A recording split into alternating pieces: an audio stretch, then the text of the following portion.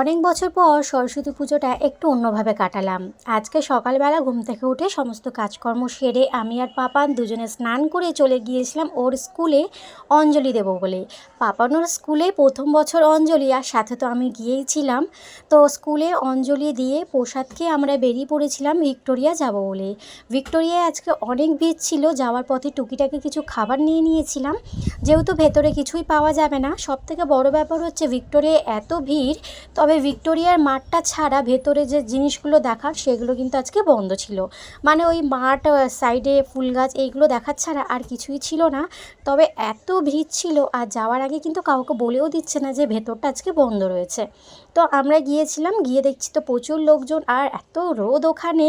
তো টুকিটাকি যে সমস্ত খাবারগুলো কিনে নিয়েছিলাম, আমরা গিয়ে বসে বসে সেগুলো খেয়ে নিয়েছিলাম। পাপান কিছুই খায়নি, ওর স্কুল থেকে পার্সেলে দিয়েছিল মানে টুকিটাকি কিছু খাবার, ও সেইগুলোই খেয়েছিল আর কিছুই খায়নি। এখানে নিয়েছিলাম পেয়ারা মাখা, পাঁপড়। তো এইগুলোই বসে বসে খাচ্ছি। হালকা হালকা রোদও আসছে, যেহেতু আমরা একটু ছাওয়া দেখে বসেছিলাম, না তো না রোদে বসা যাচ্ছিল না। তো খাওয়া দাওয়া কমপ্লিট করে এখানে পাপানের সাথে টুকিটাকি একটু খেলা করে আমরা বেশ কিছুক্ষণ থেকে ওখান থেকে বেরিয়ে গিয়েছিলাম।